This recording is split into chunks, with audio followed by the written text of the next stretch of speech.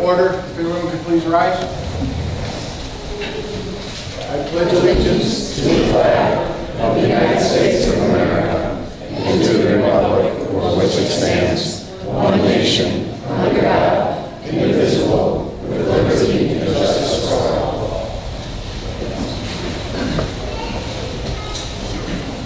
Madam Clerk, please call the roll.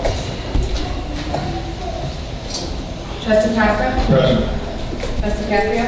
Present. Trustee Rogers? Present. Trustee Speed? Present. Trustee Knight-Twenty? Present. Trustee Berrien? Present. Mayor Yovich? Present. Are there any amendments to the agenda? Yes, I'd like to move H up to after E so that the recipients of the awards, if they're not wanting to stay for the whole meeting, you don't have to stay for the whole meeting, or if they want to leave, they can leave. Okay, we'll move that forward. You still got that. Is there a motion to approve the minutes of September 14th, 2016 Village Board meeting? So moved. I'll second. Councilman Trustee Speaks. Any discussion? All in favor? Aye. Opposed? Motion carries. Next would be reports and communications. No. Oh, okay. The community engagement report. Okay.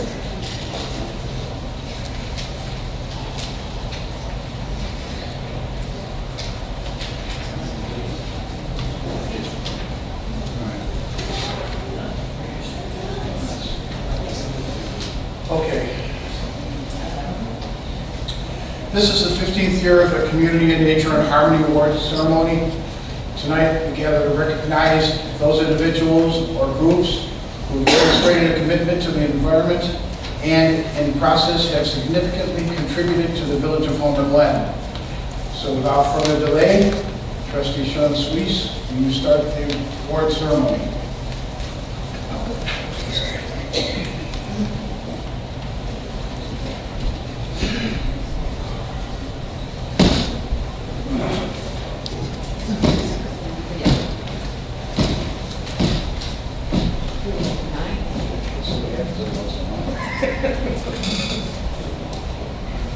Welcome to the celebration of Homer Glen Lands Day, which is celebrated in conjunction with the National Public Lands Day. This important day is set aside to show support for recognizing and protecting significant areas in the natural environment. The village proclamation written this day for this special day in 2001 states, "The village of Homer Glen was founded and incorporated in large part due to the desires of its citizens to preserve the unique and diverse components of the natural environment within the village and to take steps to assist in the further protection and beautification of that environment." Through the efforts of the Environment Committee, the village created the Community and Nature in Harmony Award in 2002. Now in 2016, the 15th year for awards, the village again recognizes individuals, businesses, community organizations, and governmental agencies that have demonstrated a commitment to the environment and in the process significantly contributed to community pride through the preservation, restoration, or beautification of land within the village of Homer Glen. Projects and nominations must have been completed by July 15th to meet this criteria. The tree planting ceremony, another activity of Homer Glen Lands Day, has been scheduled to take place on October 26th here at Heritage Park. The Homer Glen Environment Committee will be coordinating the planting of a tree with Rick Gomez, Homer Glen resident and owner of Instant Shade Tree Planting. During the awards recognition, we are honored to have the assistance of our Homer Glen Mayor, George Yukish, who will present the certificates to individuals and groups. As the Environment Committee members take their places, I would like to thank the members of our Environment Committee for coordinating this program. And they are Nancy Carlson, Randy Juris, Kathy Cudla, Bob Moses, Cynthia Rattay, Margaret Sabo, Joe Therese, Gary White, Larry Witzel, and Sue Stylen, our staff coordinator. Sue?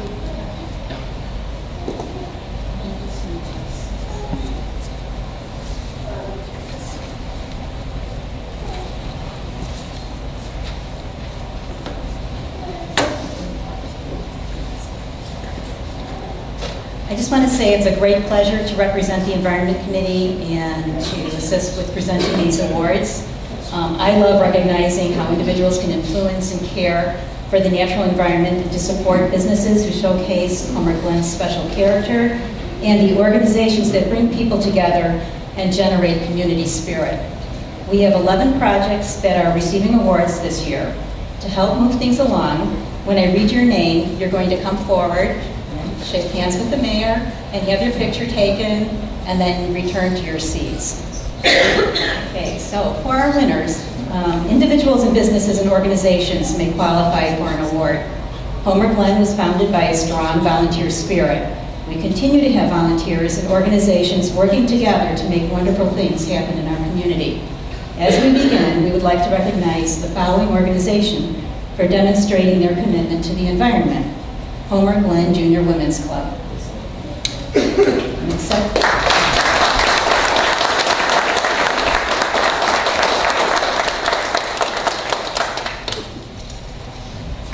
For promoting Earth Day and teaching the second graders of Homer 33C to make a difference by creating a contest that motivated the students to appreciate and think about how they can help our Earth. Accepting the award for the club are Karen Hill Davis, Megan Mitchell, and Kathy Young.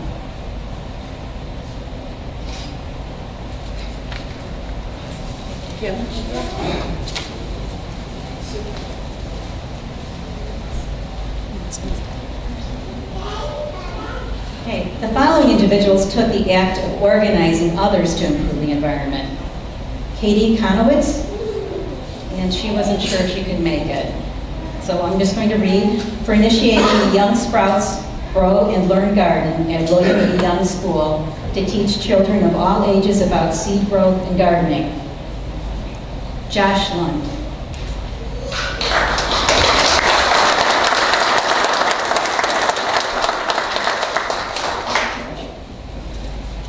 For organizing a cleanup project at Lamers Park and encouraging residents and businesses to take an active role in caring for the environment and our parks in Homer Glen.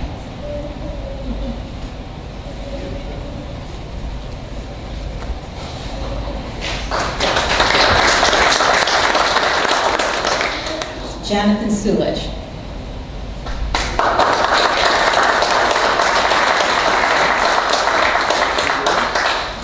For coordinating the project of installing a new memorial brick path to the Wishing Well planter at Shady Oaks Camp.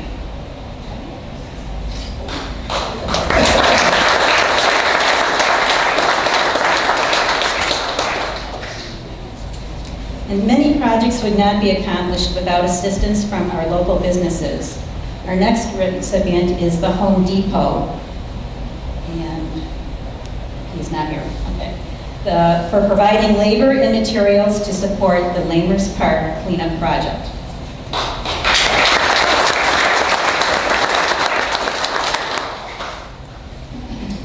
The inherent beauty of our community would not exist without the assistance of our property owners.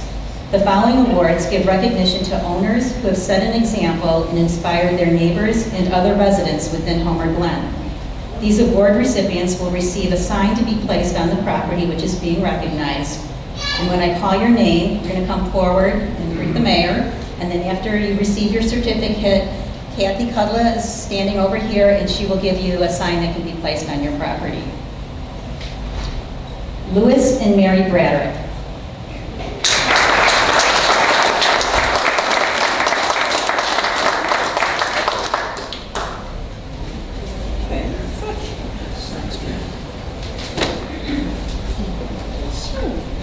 For beautifying their property and maintaining an attractive landscape with a variety of trees and shrubs.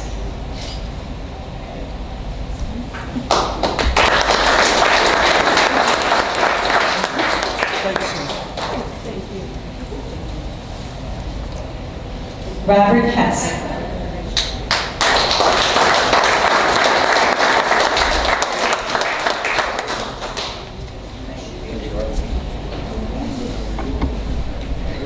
For creating an attractive landscape featuring a grouping of trees, ground cover, and naturalized stone on his property.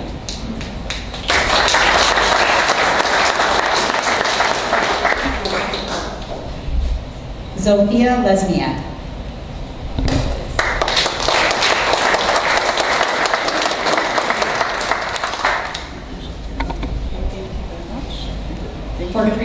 For creating and maintaining an attractive landscape with a mix of annuals, perennials, and evergreens on her property.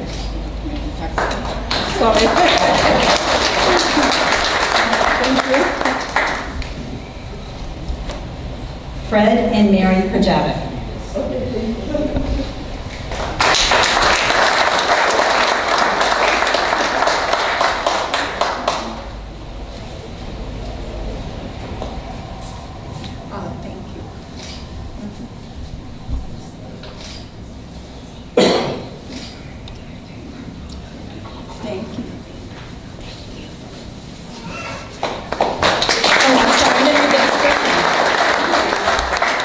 Creating an interesting and inviting entrance to their home using perennials and topiaries.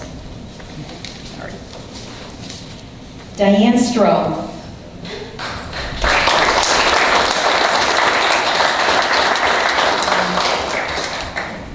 For preserving a historical rural landscape and adding tranquility to the village of Homer Glen.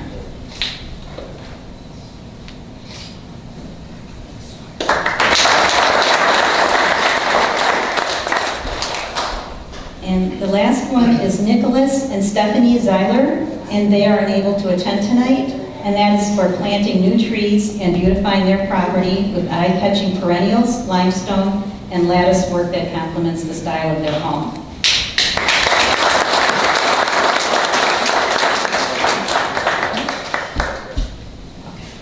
I want to say thank you for all for attending this evening and showing your support for this important Homer Glen event. Mayor Yukich and village trustees, thank you for your support.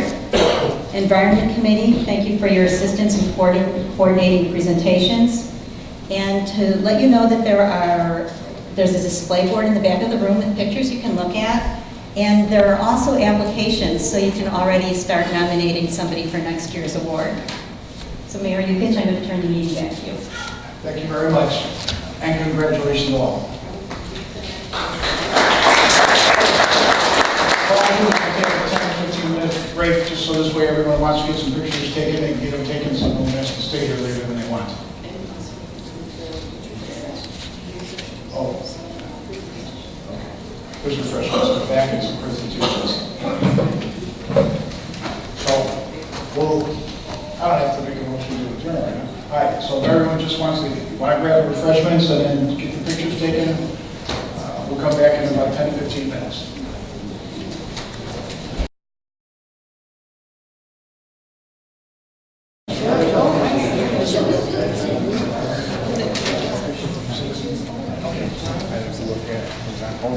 Okay, next on the agenda is reports and communications from the mayor and other officers. I'll start. Fall is a busy season in Homer Glen, with many family activities for residents to enjoy. The village held their annual stargazing event at Trantina Farm last Friday, giving residents a chance to view the dark sky using professional telescopes. Bankston's Pumpkin Fest, Garden Patch Farm, and Kono's Farm and Fall Fest are all in full swing. With thousands of visitors each week, take time to enjoy the full season at Homer Glen. Next, the annual Mike Hike 5K will take place Saturday, November 5th at the Michael C. Oliveri segment of the Homer Glen Heroes Trail. Participants can register online at mikehike5k.com. Proceeds raised through this event will commemorate our local heroes while supporting improvements to our community trails and parks. Public Safety Day at Home Depot on Saturday, October 15th from 10 a.m. to 2 p.m. Representatives from Northwest Homer Fire Protection District, the Will County Sheriff's Office, and the Homer Glen Emergency Management Agency will be in a Homer Glen Home Depot parking lot for a Public Safety Awareness Day. Please come out to learn and hear from some of the public safety officials. And then last, which to this village is very important, on November 7th at the Lockport High School, we've reserved the auditorium to have a forum So we're looking to get as many people from Homer Glen as possible. We're trying to get them out from Bolingbrook, Lamont, Woodridge, and Romeoville for the hearing with American Water. Right now, I went before a judge. He did not make his decision the day that they had the court hearing. It should be coming out very soon. But even if we win the pipe end of it, the distribution point, we still have to go after the pipes in the ground, because in the very end, they dictate what the cost is going to be to you. So we're trying to get it to where they understand, the state understands, because it goes before the ICC for a rate increase, which we think is astronomical. And we try to get the ICC to listen to us, but they won't. They will only go with American Water.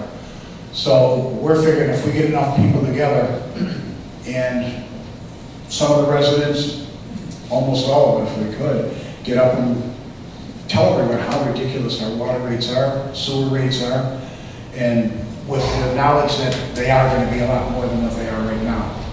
So again, it's going to be November 7th. It's a Monday night.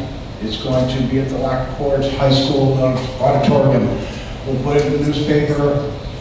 And if you can tell all your neighbors, friends, whoever you know that lives here, they need to come out for this, because if we don't have anyone here, if no one comes to the meeting, ICC is going to do whatever they want with American Water, and we're going to be paying for it. George, what time is that meeting? 6:30 p.m. Okay. 6:30 p.m. So please, let your friends know, neighbors, let's fill the place up. It holds 850 people. I'd like to, if we can have standing room only. Like I said, we have 4 other communities that are going to be in there with us, but it really affects Bolingbrook and us more than anyone. So I myself, and I'm sure this board would agree with me, we would really appreciate you showing up. We'll go to the trustees, and we'll start down with Trustee Gabriel. I have nothing to report, Mayor. Thank you. Thank you, Trustee Gabriel. Trustee Suisse? Thank you, Mayor. Just a few comments here. The Parkway Tree Program for the fall will commence shortly, and we anticipate planting at least 100 trees. Also, we had a household hazardous waste event on Saturday, September 24th. The Village of Homer Glen, in partnership with Will County, hosted this event.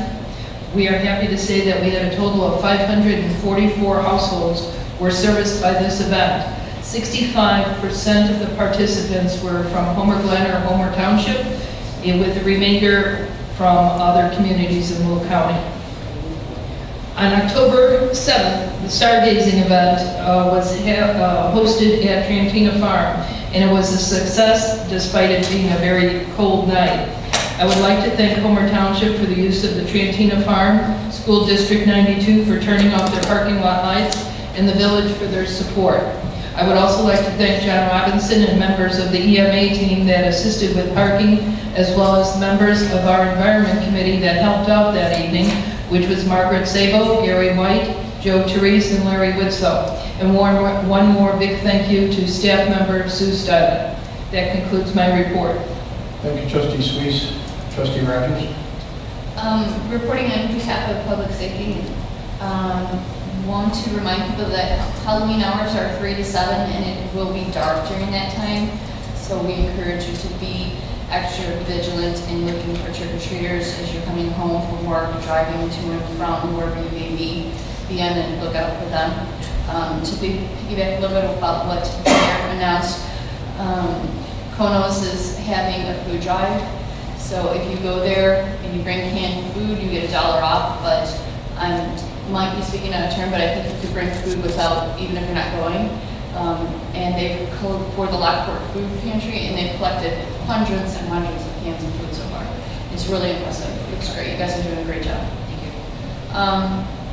We, the Public Safety Committee, we revisited the 159th Street bike path, and we're in agreement that we needed to do a little more there. We're going to look to put similar to what's on Parker Road bike path with the striping on the street and some additional signage, reflective signage. We also have Mr. DeVigo brought to our attention that the lights going into the Hidden Valley subdivision have been removed as part of the expansion and won't be returned until 2018, and it's just really dark over there, so we're looking to put some reflective signage there at the entrance to the subdivision at the request of numerous residents.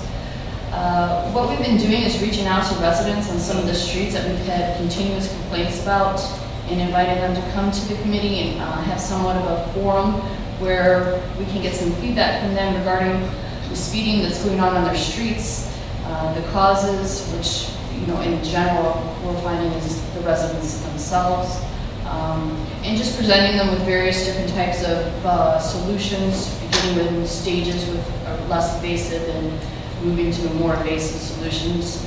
And what we decided to actually do already, and we do have here, we've purchased 6 radars, and I'm going to just quickly ask Mr. DeVivo if he can come up, because he is much more versed on this than I am. These radars actually just came in today, so I appreciate him bringing it in.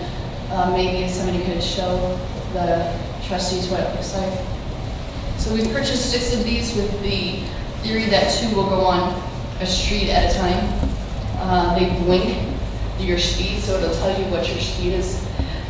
And it will cut off at a certain speed so that people are not trying to get it up to 55, 65. It doesn't show, so it'll at some point just say, stop.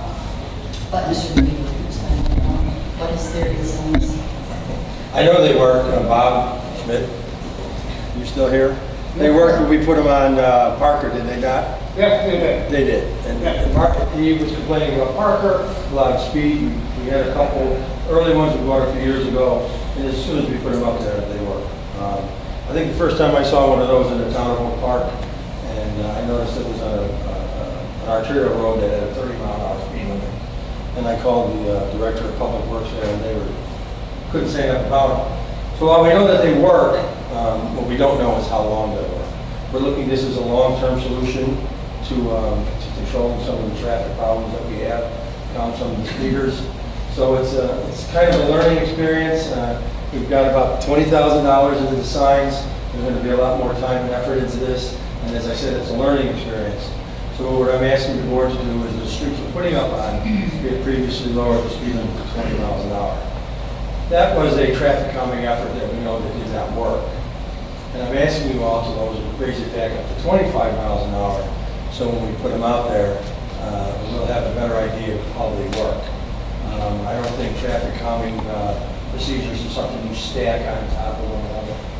And when we're learning to use these things, if we put them on a 25-mile-an-hour speed limit, then we'll have a baseline for which to judge their effectiveness throughout the entire community. So we're going to test them out on a few roads first. They also do data collection that we can find out in the number of cars and how fast they're going. There's another source to them. So we're going to test them out on a few roads first. Let's just test how the data collection goes. So when we implement them for the first time and deploy them on these streets that we want them to work on, we'll be somewhat versed in them. That's the plan. Thank you. Any questions? Sure. I just have, you mentioned the speed limit it's 20 right now? Well, the streets that we're putting them on is 20 miles an hour. Okay. And, and again, I'll reiterate, that was a traffic calming effort that did not work.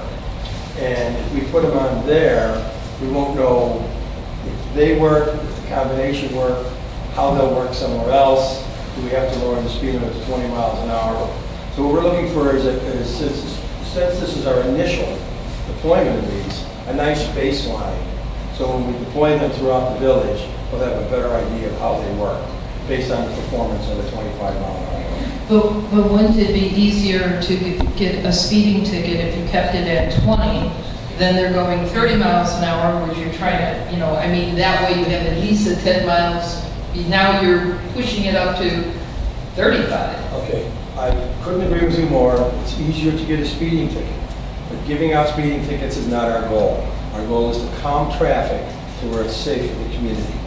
And in order for us to do that, we have to implement these procedures And if we have an idea how they work as we learn, then we'll know where to put them, where they work, and where they won't. Again, this is a considerable time and effort, and I'd like them to go in where we benefit from them the most, and I think that procedure would benefit the most. Did any of the communities that these were located in give you any idea of how many get vandalized in a given amount of time? Well, that does happen. We did have a set vandalized. You may remember, I do have a starter set, so to speak, that I had on Crystal Lake Drive, and somebody had painted them black. And again, I said this is a learning experience. So when I purchased these, I had talked to several company reps and several different companies. And I came up in conversation that some of the units are much brighter than others. And some of the units you really shouldn't put in the neighborhood because it'll keep people up at night. So now I'm going back to think that simple vandalizing, painting them black, was just somebody who probably couldn't sleep at night. So part of the deployment of these, we can time them, have them timed to go on at 5 in the morning, go off 10, 11, 12, so they're not going on all night in the middle of the night keeping people up. These are also solar charged. Oh yeah, these are solar charged. The first units I bought, we used batteries, which means we had to go out and change the batteries every 4 to 6 days. The batteries that these work on, they say once they're charged fully, they can work for up to 21 days without, solar recharging, which I'm sure we'll get some. And again, we're going to limit their hours, so they should function very well. Again, the whole point of these things, the whole purpose, is to consider this as a permanent traffic calming procedure. And it's going to take time for us to see. I know they'll work right away. I'm really confident that in the first few days, traffic speeds will be way down, but will they get stale? This is a big project. No other questions? Thank you. Thank you. That's all I have. Trustee Costa? No report, Mayor. Trustee Knights-Betrayed? Thank you, Mayor. I just have a few comments and updates regarding the Parks and Rec Committee. We held our first public open house meeting on September 20th. We did receive some input on park amenities desired by the public, and we also launched the My Sidewalk site to receive and share additional public input. I do really encourage everyone here to talk to your friends, family, and neighbors to attend the public meetings and visit the My Sidewalk website for more input on Heritage Park and to get more updates on what's going on. We also held a joint Park and Environmental Committee meeting this past Monday to receive further input and direction on the park layout options. We are currently reviewing options for a multi-use layout area to incorporate the future Homer Fest. And just another second public open house is being tentatively planned for Saturday, November 12th. No time has been planned as of right now. That's all I have, Mayor. Thank you. Thank you. Could you clarify the date on that? November, did I say November 12th? I meant November 7th. I'm sorry, November 7th. I'm going back in time. November 7th. No, it's November 7th is the November 12th. November 12th. Sorry, it's November 12th. November 12th is the parks. It'll probably be a morning item in this room. We haven't verified the exact time. We're going to do the same format where we put an ad in the local paper and publicize it our normal ways. Thank you, sorry for the confusion. November 7th is the forum. Yes. Very important. Okay, Trustee Merriman? No report this evening, Mayor. Thank you. Is there a treasurer's report? Yes, Mayor, I have the Treasurer's Report of Cash and Investments at August 31st, 2016. It's the fourth month of fiscal 2017. It shows the general fund with cash and investment balance of $5,327,015.66. The Special Event Fund with a cash and investment balance of $114,497.38. The Environment Fund had a balance of $64,861.18. The Motor Fuel Tax Fund had a cash and investment balance of $3,202,986.17. Park and Recreation Fund had a balance of $2,631,584.18. And the Debt Service Fund had a balance of $1,965,429.31. The Capital Project Fund had a balance of $1,500,909.81. The EAB Tree Replacement Fund had cash and investment balance of $453,790.23. And the CIP Bond Fund had a cash and investment balance of $15,040,203.30 for a grand total, all funds, of $30,301,277.22. And if there's no questions, that concludes my report. They're always good, so we're actually fine. Thank you. Thank you, John. And you have any report? I do. I just want to remind everyone that early voting will start October 24th and it will end November 7th. The hours are 9 to 12 and then 1 to 4, Monday through Friday. We will be open on Saturdays from 9 to 12. It will be here in the Village Hall in the community room back there. So voters will enter through the boardroom entrance door. That's pretty much it. If you have any questions, just call the Village, 301-0632. Thank you. Village Attorney? No report, Your Honor. Public safety officials? I'll be brief. I know you've been hearing about our addition for a while. We should be in this November. We are ready for winter. We got our salt bids. Give you an idea how lucky we are with salt. 5 years ago it was $120 a ton. This year it was $40 a ton. Hopefully we'll have another like load. So we have one more major project this year and we'll be done. We'll be closing down Cream Road for probably 2 or 3 days. Do a major drainage project there. We're in the process of awarding the bid. As soon as the pre-con meeting comes up, we'll invite staff. We'll be able to alert the residents when that's going to happen. Any questions? Thank you. Thank you, Mike.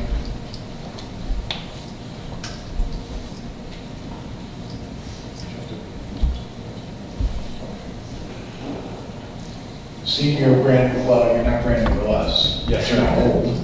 But could you introduce yourself to the residents? This is our, because we need to. Right, that's my first one. Okay. Yes, sir. So we're going to break it right. Absolutely.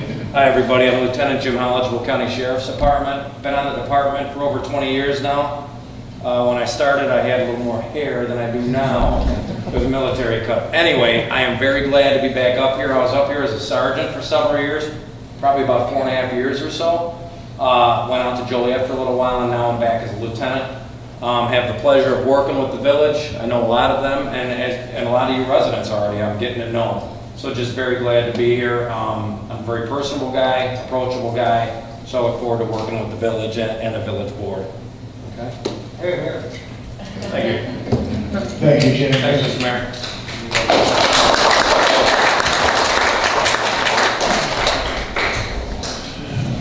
Mike, do you have anything?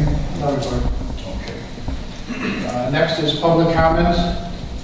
If we could keep it to 3 minutes, we would appreciate it.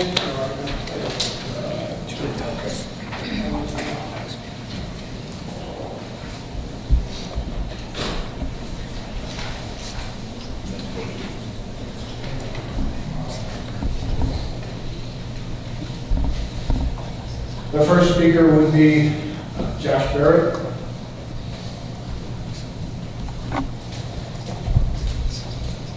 Hi, my name is Josh Barrett. I live at 13842 South Twin Oaks Court.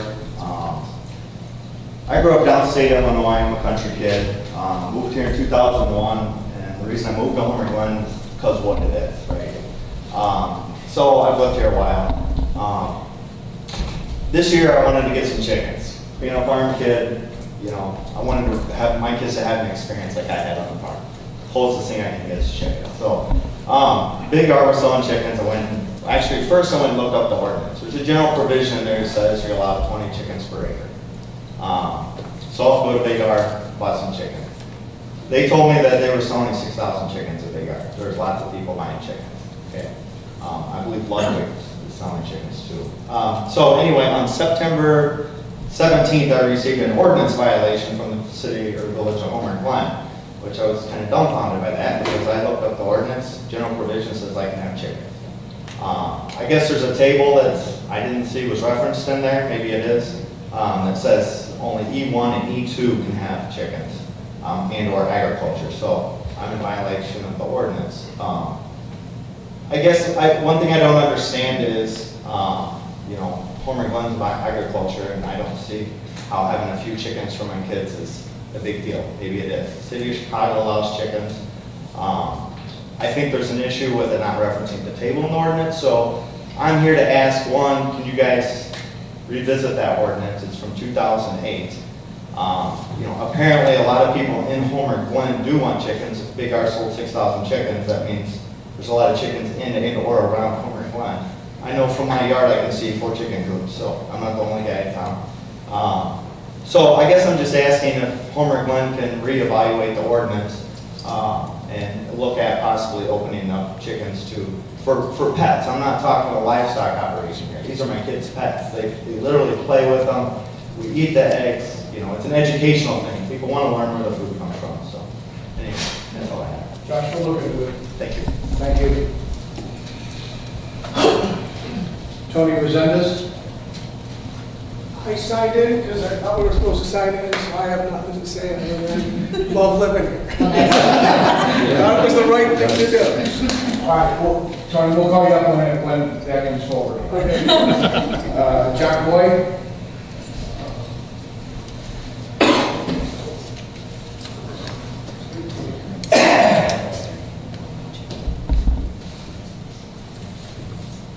John Coyle, 12056 Venetian Way, Homer Glen. I had mentioned a few weeks back about these traffic lights on 159th Street with the turn left lane sign up there. No left turn except on arrow only.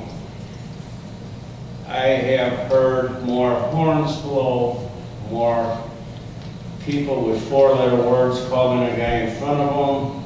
And I mean, it's ridiculous that when you have nobody coming at you, and you're sitting there and that sign says no left turn, except on the green arrow only. That only has got to be blacked out on them signs, because I mean, it's ridiculous.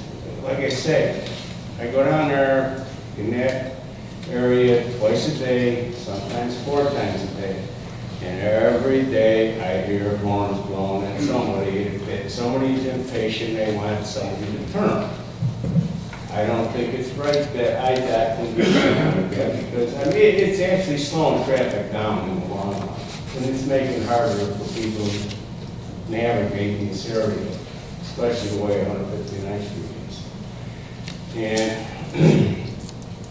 we also, do we have anyone that keeps an eye on some of the stuff they're using for fill over there?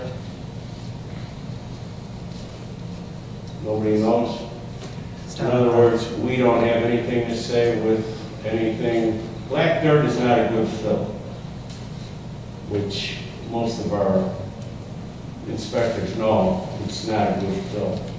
I do see them dumping black dirt in there and then contact me, so with that I will take a look into it and find out if it's what they're doing that for, because it's not right that that's used to fill, and it's the worst thing you can use to fill, black dirt. Thank you. Thanks, John.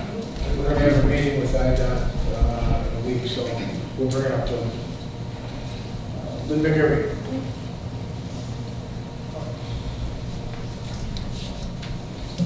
Hi, Lynn McGarry from the Homer Glen Area Chamber of Commerce.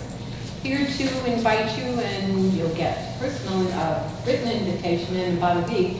Thursday, November 17th is our annual holiday party installation of the Board of Trustees at Ruffled Feathers, like we usually do, and we appreciate your attendance and your support. I hope we see you there. Now, I'm Lynn McGarry, 14104 Garrett Road, Homer Glen. The 2 street lights to the east in our parking lot really need to be turned on. This lot is so dark.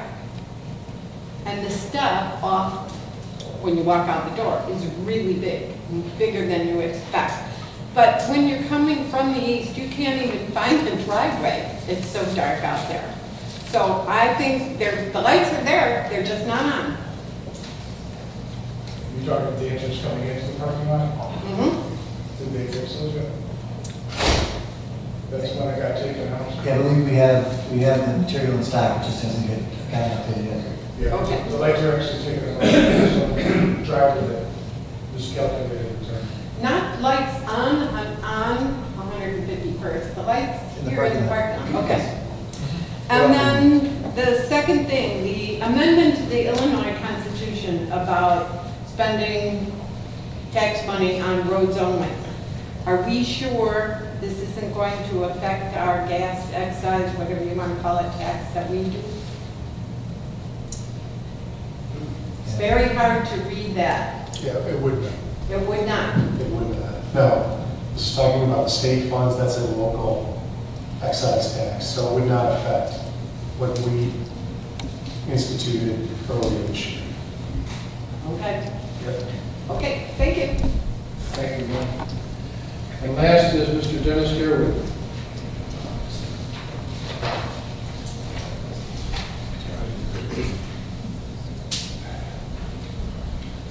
Maybe tonight I'll get to finish what I attempted to say last Wednesday. Just come on up and speak your piece. Okay, for nearly 10 years and 4 months, this village has performed study after study, repeated tracking after tracking, and after all is said and done, concluded that, yeah, Homer Glen's got a speeding problem, particularly on Derby Lane, probably the most dangerous street, residential street in Homer Glen. Residents have complained that to this point, nothing has been done to solve the problem.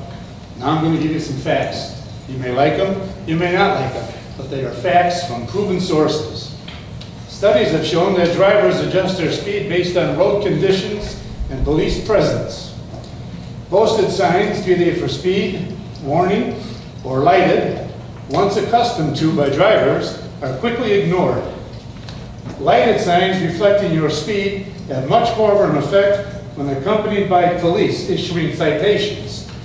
The thought of raising the speed limit back to 25 miles per hour, making tickets eligible to be a minimum of 35, is contrary to what we're trying to do. It's not a smart thing to do. I'm being nice. Temporary solutions do not solve permanent problems. Unmarked, unmanned, photo-equipped police cars that issue tickets are effective until they're identified by residents. Striping is not designed for residential streets with less than 36 feet of width. Street parking tends to slow traffic. Striping on Glenshire did not work in Tinley Park. Next month, the Public Works Department in Tinley has been ordered to remove the striping and put the street back to its original condition. Derby Lane supplies Lady Bar with about 1,800 vehicles a week based on the numbers that were provided by the village after the last traffic study they did. That's 257 cars a day turning off of Derby Lane onto Lady Bar. And that's only the cars coming in off of 143rd.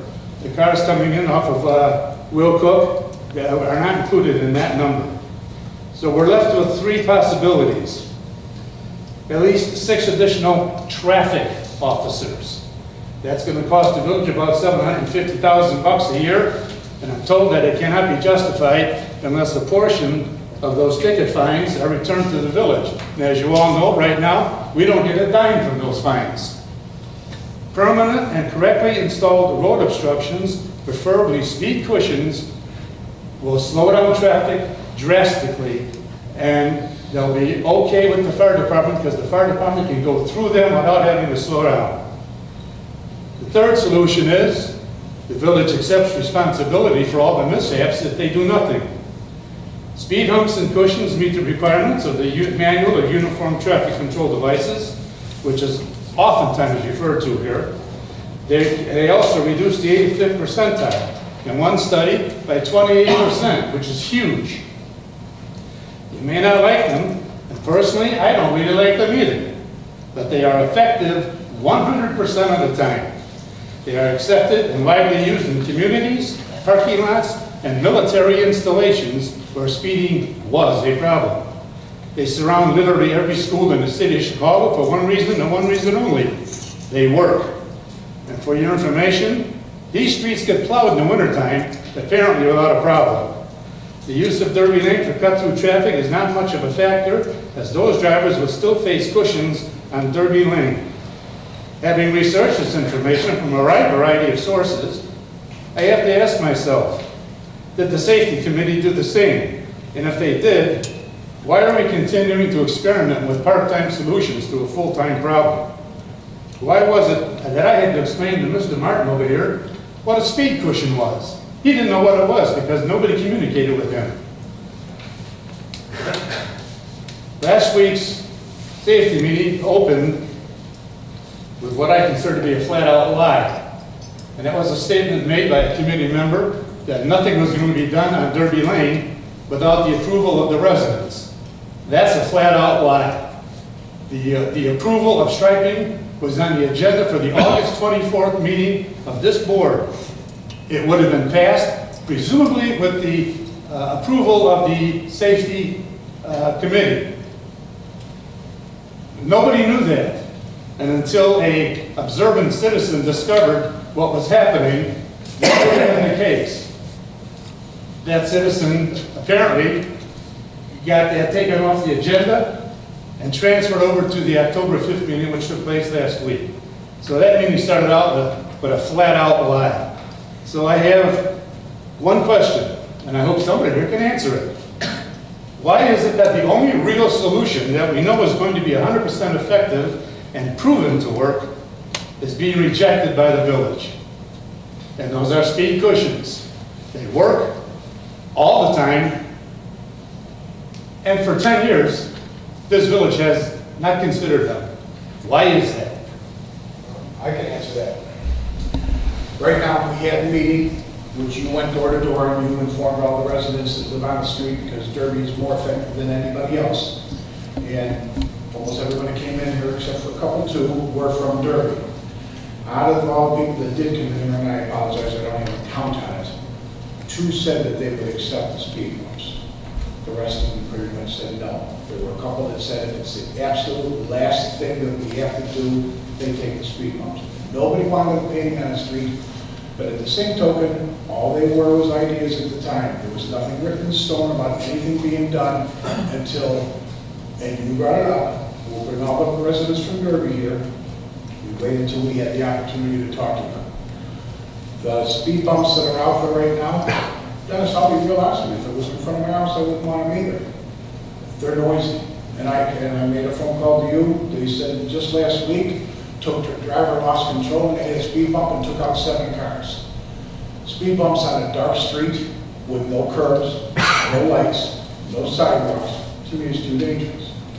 So with what Commissioner DeVivo did with radar signs, it does work when you put them out there. Is it going to be a permanent solution? Who knows? But it's the same thing with speed bumps. Some people know they're there, they don't care, they still go over them quickly. So there is no such thing as 100%. So, right. So what we are trying right now, he went out and spent the money to get these things done. They do more than just one thing. It times everything. When there is a problem, it takes the speed and it monitors all the traffic that goes down the road. This to me right now is something that is not going to affect anyone that lives in the houses. It will give us the information that we need, and hopefully we get this done. As for putting a squad out there, which we did talk about with radar to where they can take the pictures, I was informed we cannot do that. You have to have at least 500,000 residents for 25, so we're a little bit away from that. So right now, we are trying the best as they can. They spent some good money to do this. I understand you've been fighting this for 10 years. I'm through after tonight. But we still going to try. We're still going to try to get to the bottom of this. But like you said before, when you say they're speeding in Homer Glen, they're speeding everywhere. I realize it. So it's a problem that goes on throughout the country. Everyone's trying, and that's all I can say. We're trying right now. You know, years ago, nothing at all was done. We have tried. We put the 20-mile-an-hour paint on the street. like you said, it worked for a little bit and then it went away. Because my biggest issue here is when Trustee Costa and myself went out and we did the radar on the street, as well as I do. There's people who lived on the street and speaking. Oh, sure, yeah. These are the same people who signed a petition to stop it. Well, then maybe they should have read it, looked in the mirror, and realized that some of them weren't speeders. But they didn't, and they're still speeding. Okay, so with that being said, it's a people on your own street, not all of them, because there were some that we know did not have, they did not live in there. We're trying to do the best, we're trying to educate everyone, and the police will be out there and give tickets. And in my opinion, the best way is tickets. You keep hitting them in the pocket, they're going to stop. I agree with you. So let us see what happens here. We did sit down with the Will County Police. There will be more presence on all streets because it's not just Derby. It's Crystal Lane, it's 139th Street. I got a phone call the other day from some people in Vermont. So we honestly are trying to nip it in the bud, but as you know, it's a lot easier said than done. George, I'll say this. Nothing really happened until you and Mike Costa got on the safety committee, several years back. Okay. You two guys started the ball rolling to try and do something about speeding on Derby Lane. Basically, nothing has solved the problem. Those signs are not going to solve the problem. They're not going to be permanently installed. You're not going to have permanent police out there. And once those signs disappear, the speeding's going to start again. We got that answered when we reduced the speed to 25 and painted it on the street. We reduced it again to 20 and traffic slowed down for a bit. And as soon as people get accustomed to things, they speed up again. As far as I'm concerned, and as far as these reports are concerned, from sources across the country, including a really huge company in Southern California, where we all know they got traffic problems out there, they all say there is no substitute for police presence issuing tickets, and the second best thing you can do is put in road obstructions. We agree on that 100%. We're spinning our wheels by not doing it, because eventually that's what it's going to take. Thank you all. As far as I'm concerned, this issue is closed with me. I'm tired of talking about it. I'm tired of talking to people that will not accept the basic facts of what's going on. They just will not accept that. So I'm done. Well, we will still continue to try to get this rectified. Thank you, George. You're welcome. That's it for public comment right now. So we will be going into legislation action items. Is there a motion to approve ordinance number 16-040, an ordinance approving a special use permit for a smoking lounge, cigar lounge, in the C1 neighborhood commercial district for a certain real property located at 13033 West 143rd Street, Homer Glen, Illinois. So moved. I'll second. Trustee Costa for the motion and Trustee Turkey for the second. Is there any discussion? Were you going to read that? Yeah. I don't have a discussion necessarily about the cigar lounge itself, but the outdoor seating area and how we propose to implement that, whether we should consider implementing that at a later time versus right out of the gate. Go ahead, sorry. All right. No. You're 100% right. You do know that they are going to, if you want to step up to the mic this way, at least if you have any questions, we can get them answered. They're in the process of getting the permits done to remodel the building that's going to be behind you. So it is going to be a little messy and noisy back there. What we would like to do, because you are asking for an outdoor garden to more or less have them be able to sit out there. The outdoor seating area, by now it's too late. Okay. So if anything, we would start on that permit application spring of next year. What I would like to do, rather than going to the spring of next year, I'd like to put a 1-year time limit on it, and then after that we can discuss it. Reason being with the work that's going to be done in that area. And plus we'd like to see how it works out, because this is brand new to the village. So we're going to take those baby steps that we need to take and make sure that everything's working out good for you and for the residents. So if that's okay with you, and I knew that was a question that you had, as long as the board is okay with it, I figured if we waited here, pretty much like we're going to do with the video game, we're going to start the meeting. That if there's any other discussion on it, ask your questions, but at least for that, it's going to be a year. I would like to just state for the record that I gave each of you, I left on your place on the dais. The petitioner brought some photo renderings tonight of what a potential fence would look like around the patio, as that was a condition of plan commission approval. So I just wanted to state for the record that that was given to you guys. And this, with it being locked off, is also nice, but they are still going to be doing some construction back there, I'm sure. We're already contaminating the wells with the cigars and no offense. Now you're able to do everything, so we just want to make sure that everything's good for the village. Do we have to amend this ordinance to show that it's going to be like patio table for 1 year? Not of my, I think we talked about that, Mike, because that's something that's going to come later anyway. So. All right. And it will come back to the board? Yes, this will come back because they are going to have to get the approval for it, yes.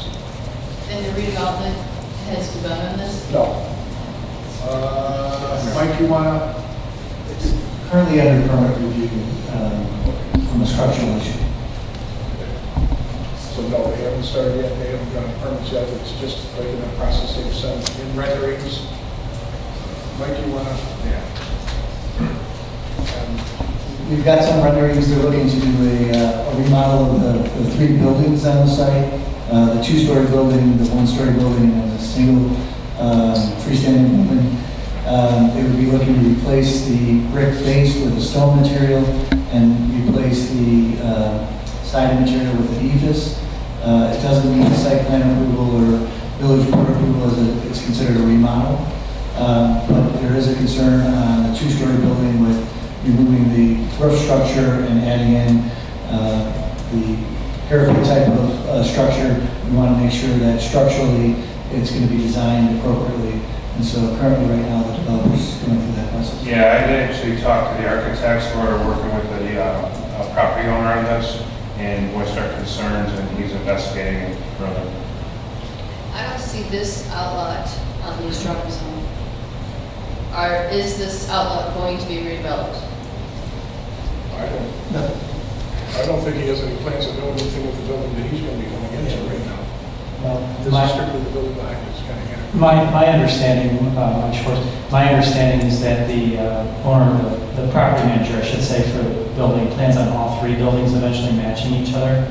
So I don't know what their time frame is for the smaller outlet building this gentleman's looking to occupy, but the rendering that you have is, it's a preliminary rendering, and it does show sort of 2 options in color at the top there, and it only shows the large building at this time.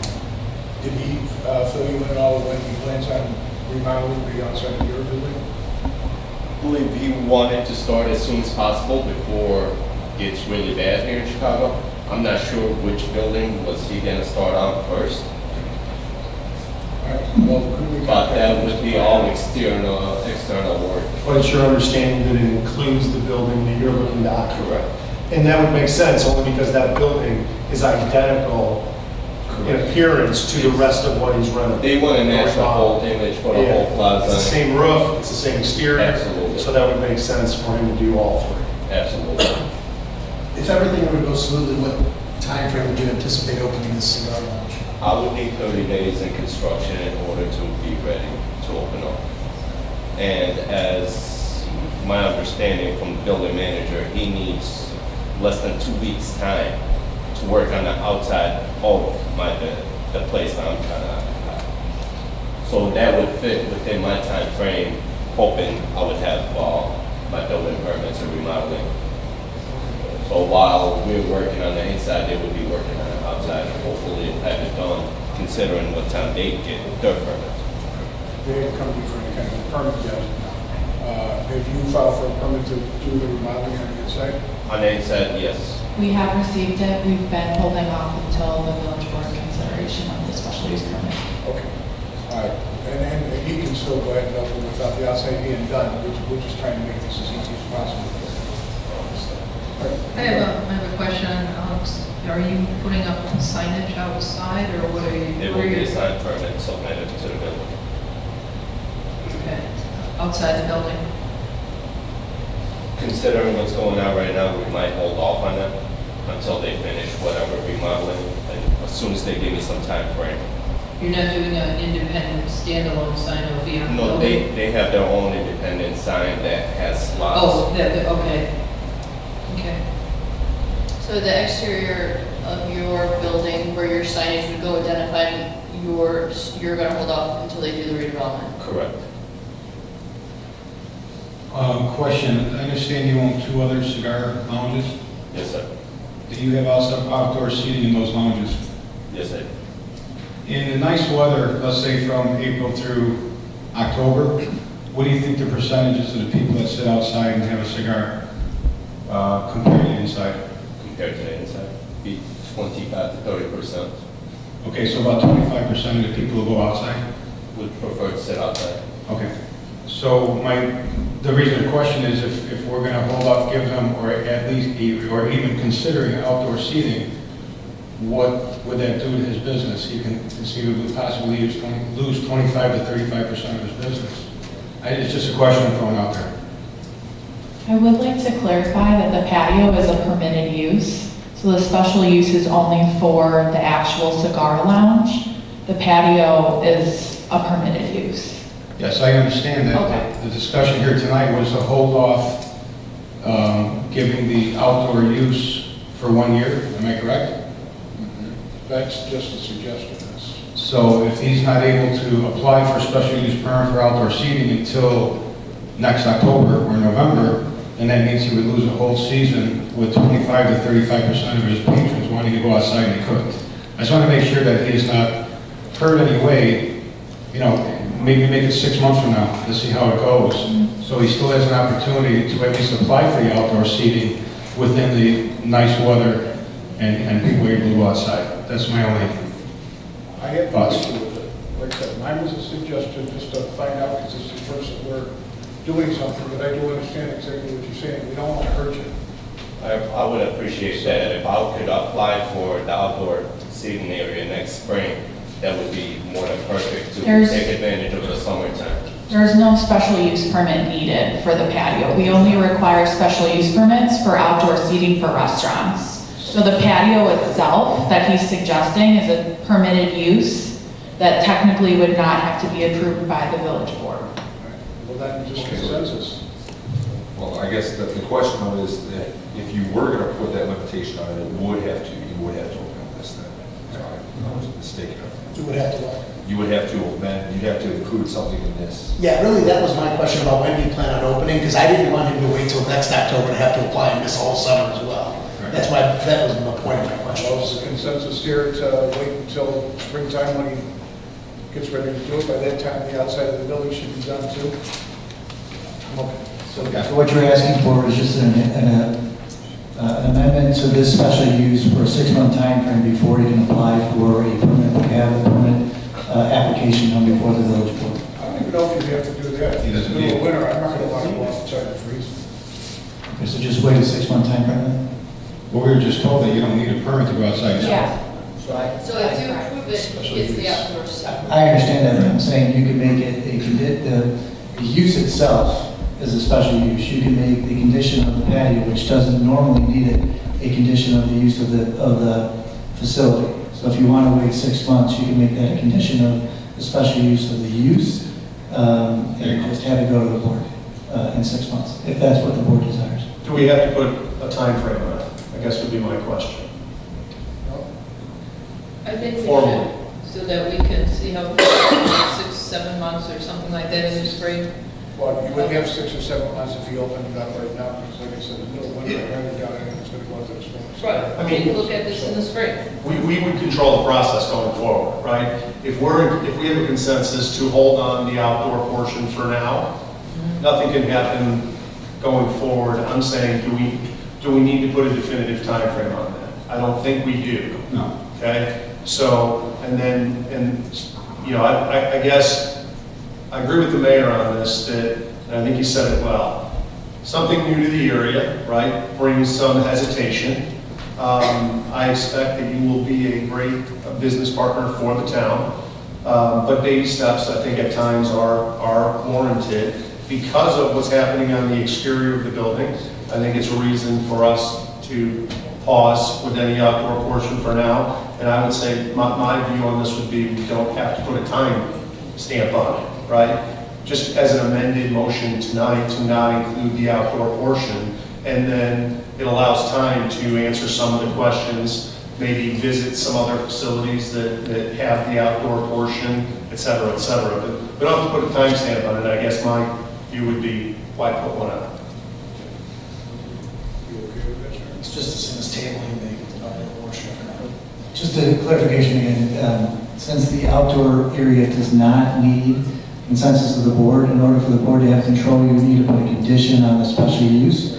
So I would recommend a time frame, just as a kind of a revisit, whether it's 6 months, and then you can consider expending that if you wish.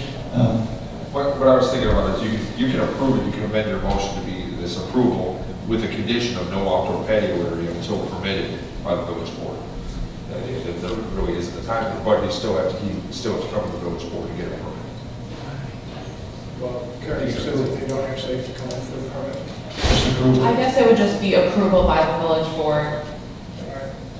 Then let's do it that way, because if it doesn't interfere anything with what you're doing business-wise, because it is the middle of winter, it would be just about the time that spring is coming around. So, all right, if the board is okay with that, we have to re-motion it to continue With the motion. Okay. I think would both of you accept the amendment with the condition of no outdoor patio area until village board approval? I'll amend the motion. But I do want to recommend to you that in the spring, when you're ready, that you want to do the outdoor seating, come back to the board. There's no problem. Okay, so if you want to start it on Memorial Day, make sure you're here in enough time that the board can consider this and give you approval so we can move forward. Absolutely. I mean, I would prefer to come a little bit earlier than that, just to get the approval process and the construction process over with before the summertime. Because you could even put a condition on that usage would have to be after the final building inspection of the redevelopment. See, because that's where this is where I'm leery. I was kind of under the impression that, you know, this piece was going to be redeveloped as well, and I'm not getting that from this conversation. I'm not getting that this piece is going to be redeveloped either. So that's what I'm saying, the outdoor seating tied to this piece being redeveloped. I think that's something you'd be able to bring up at that time, too. Yeah. When he comes for your approval, the board could decide that we want to hold off on that until the redevelopment is completed. Yeah, because a number of things can come up with that are out of this gentleman's control. If for some reason the redevelopment is slowed down for any reason or not, why should he be penalized 3, 4, 5, 6, 8, 10 months because of somebody else's inefficiencies? So I think when he comes back to the board, we can evaluate it at that time. Yeah, and like you said, you plan on starting to build out pretty soon, you inside and order the property so you can do this at the same time. I would hope so. All right. I'm sure they would have to get the permits from Yes. village first, but it was a promise made to me that they will start on my unit first, and they said they only need 2 weeks now. Okay. So is your reconstruction also going to include a door on the back of that building to access that patio? There's already a door. Oh, there's already a door. Correct. You can't see the picture. It's actually from the PNC side, with the little sidewalk already there. Okay. Are you going to use the entire inside for this cigar lounge? I mean, the entire floor?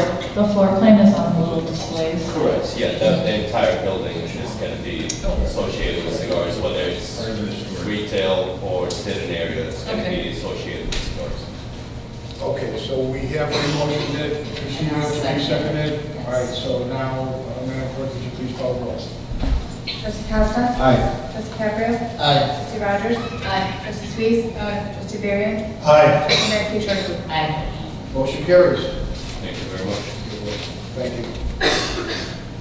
Is there a motion to approve ordinance number 16-0401, an ordinance approving the preliminary and final plat consolidation and consolidation of lots 4 and 5 in the third addition to Chickasaw Hill subdivision, commonly known as 13715 South Parker Road and 13555 West Iroquois Trail, Homer Glen, Illinois. County Representatives, case number HG1616. Is there a motion? I so move. Trustee Suisse. Second. Second, Trustee Costa. Okay, discussion. One question, since we're going to consolidate the lots, what is the address going to be? Or are they going to hold two addresses? The house is located on 13555 Iroquois Trail, so I would presume that they would keep that address. Okay, so we just have to make sure, because I know this has come up in the past with our emergency services when there could be two addresses, so we have to make sure that It's going to depend on whatever new construction is there, the orientation of the building, where the front entrance is. Okay, so it would stay where it's at now. Okay, but as long as that address is listed for the emergency response to get to, we want to make sure the owners are aware that, we've run into this in the village a lot, so, or in the past, I shouldn't say a lot, but in the past, for safety reasons.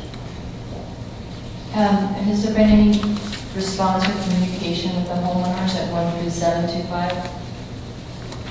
No, there's not a public hearing requirement for consolidation, so no one was notified of because it wasn't a public hearing. So the reason for this is for the swimming pool, correct? A shed and possibly a swimming pool. We have received a shed permit already. I understand that the homeowner is also going to apply for a swimming pool permit as well. I wish there was some communication with 13725. Lot, what is it? 4. The lot access via Parker has, from what I can tell, always acted as the backyard of this house for many, many years. There's already a fence around the entire 2 properties. So I think everyone kind of just assumed that these 2 lots were one lot. So I don't know if any neighbors would have realized that it was a separate lot that could have been a single-family home. Okay, thank you. All right, so they are going to go for one PIN number, or that's already been done? That hasn't been done. That will happen after the plat is recorded with Will County. Okay. All right, any other discussion? Madam Clerk, would you please call the roll? Trustee Maxey-Petrucci? Aye. Trustee Rogers? Aye. Trustee Suisse? Aye. Trustee Varian? Aye. Trustee Caprio? Aye. Trustee Costa? Aye. Motion carries.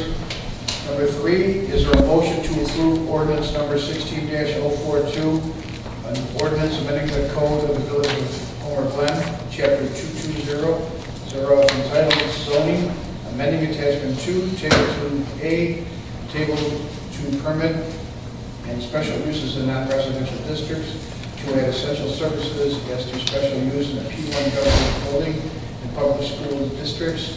Village of Homer Glen applicant, case number HG1618TA. So moved. Trustee Costa, I'll second. Trustee Suisse, discussion? We maybe just give the public the cliff notes on this. It's a mouthful. Yes, it is.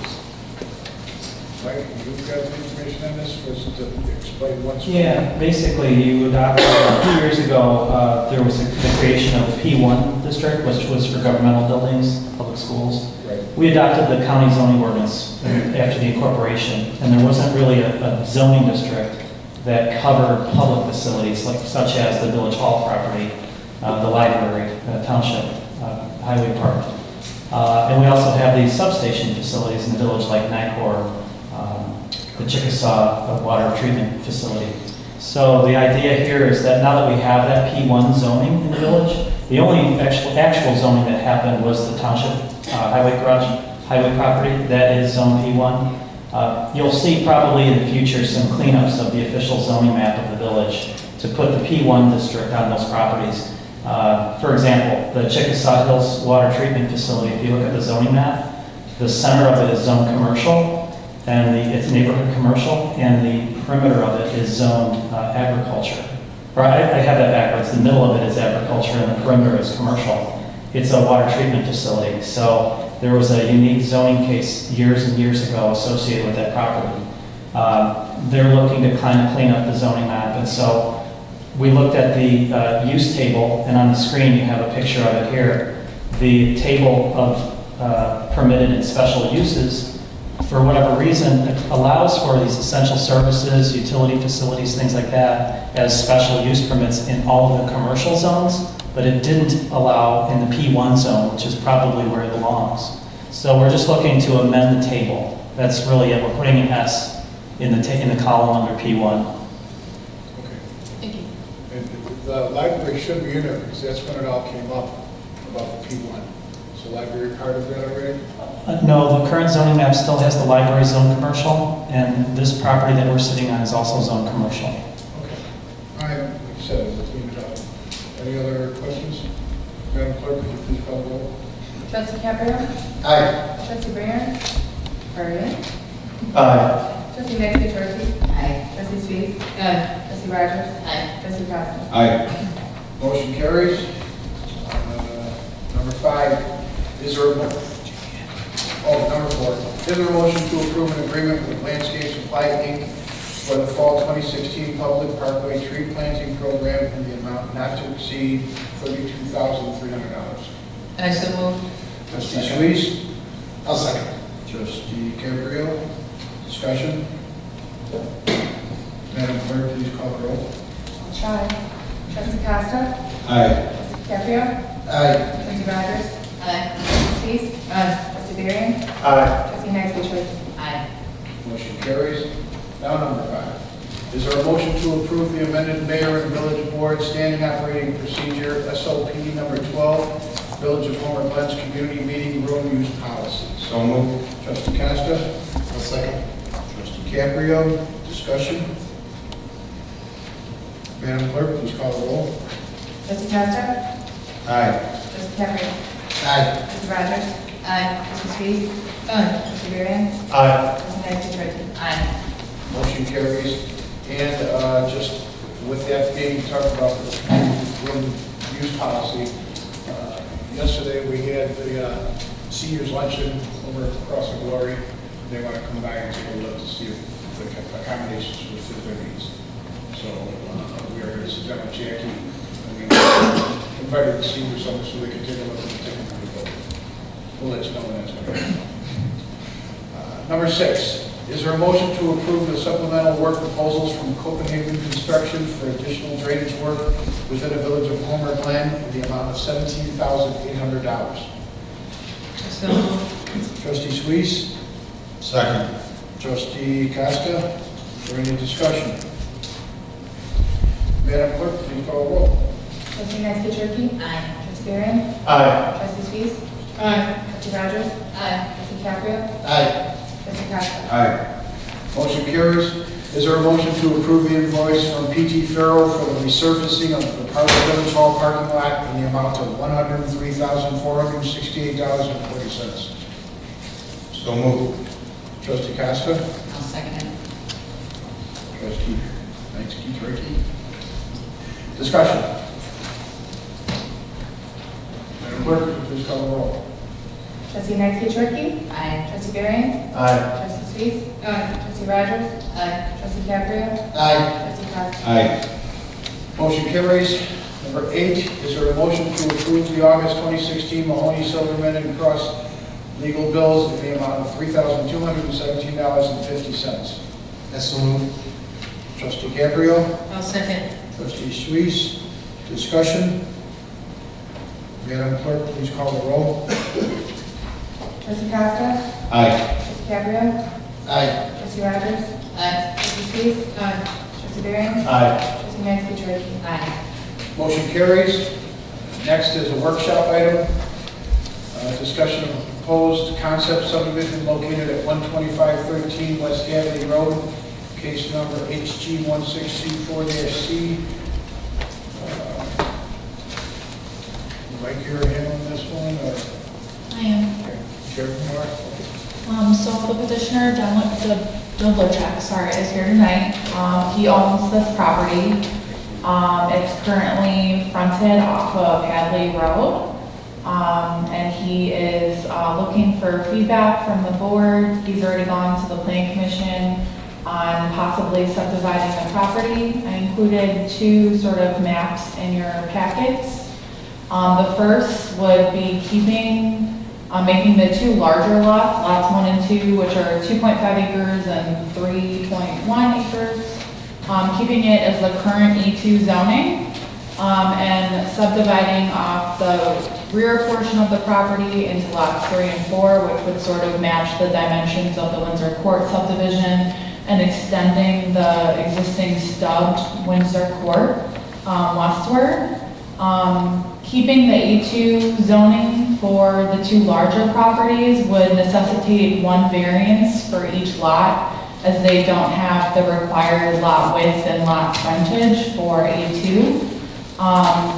The issue with this is I would, as staff, not recommend that Mr. Dudlachek apply for these variances because they're only good for 1 year unless a building permit is submitted. So it would basically be on whoever purchases these properties to apply for and hopefully receive the variances necessary to build the house. I also included a staff recommended version of this plan that includes rezoning lots 1 and 2 into R1, which would eliminate the need for variances, which would make possibly selling off these two portions a little bit easier. And it would still allow for horses, which I know Mr. Dudlachek has received inquiries on for part of the property. But that would be a special use permit process, so it would give neighbors in Windsor Court the opportunity to voice their opinions about whether or not horses should be on these properties, and would give the board some discretion. Did notices go out on this one for? It's just a concept. He hasn't submitted a formal application. When he does, the notices would go out. Okay. All right. Any other discussion on it? I agree. I'm looking at the map that was given to us. Lot 3 and 4 would be pretty much in line with what's on Windsor Court now. And then I like the recommendation of changing that to R1 from A2 for the lot size. Again, it would eliminate the variances in the future. And those are still pretty large lots, over 3 acres on one and 2.5 on the other. So from what I see here, I think it would fit the neighborhood quite well. Okay.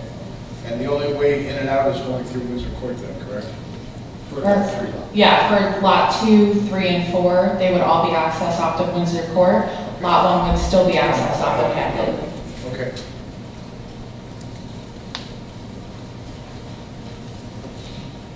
No, we don't vote on it.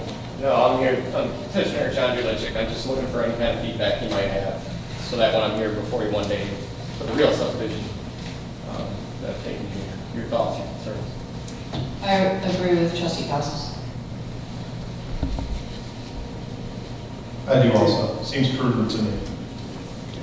We like the way you plan on doing that. Okay. I like the larger, the 3 acres, the 2 acres, in case people wanted the horse. Yeah, the staff recommendation, I appreciate that it's brought to you, and some people, that's the way we probably go with it. Everyone feel the same way? Yeah.